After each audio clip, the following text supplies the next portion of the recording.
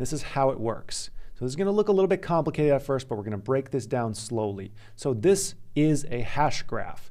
And you want to look at this starting with the bottom and think of it as a timeline. And as time passes, it increases. So the bottom here would be time 0. And then we go up, time passes, time passes, time passes, a timeline. And this graph just gets infinitely long over time. So you want to think of this graph as the very beginning of the hash graph of Hedera. The bottom, no transactions happen. And then the very first transaction here is Alice. You can see Alice, she's the very first transaction. How it works here is she sends a message or a transaction or a note or some form of information on the network, and she sends that randomly to one other node on the network. In this example, there's only 8 nodes, just to keep things simple. In reality, there's far more nodes. So she sends one random message to another node. In this case, it goes to Dave. And then Dave sends that message randomly to another node. In that case, it goes up to Bob. And then Bob sends it randomly to Ellen, and so on.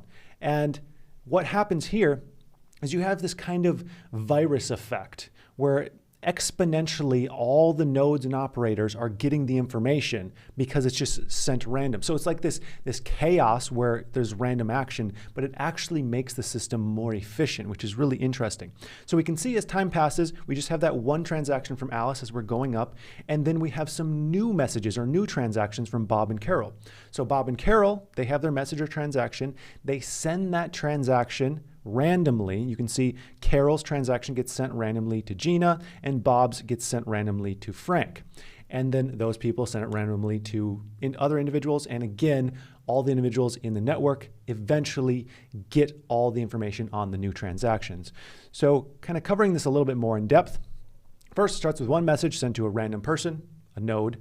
And remember, the goal is for information to be distributed. You want everyone on the network to have that information, and ideally as quickly as possible and with as few resources as possible.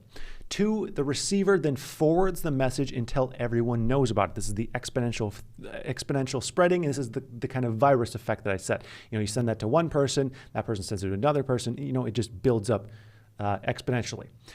3, we can tell when a message was received. This is really unique by taking the median time of receipt of the message.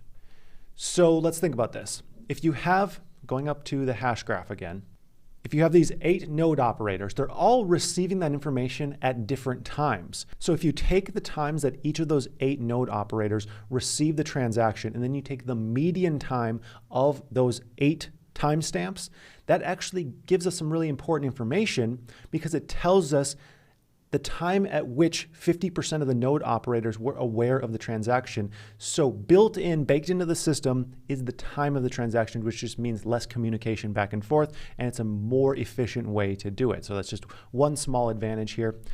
And number 4, all transactions together create the hash graph, which is what we have here. This is the entire graph. So you can think of it as kind of like a snapshot of all the transactions, and we have this timeline just increasing over time, all the lines on the nodes.